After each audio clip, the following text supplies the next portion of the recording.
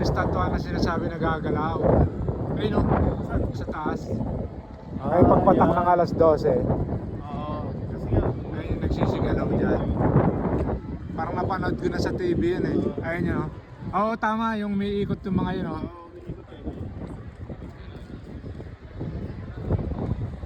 Oh, yan yun. Tapos i-bevel na yun, oh. Tawag sa simbahan na yun.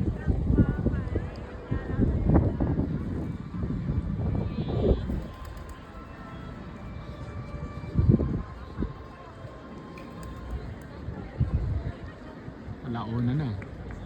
Ay, alas 12, hindi ko inabutan. Nag-densa.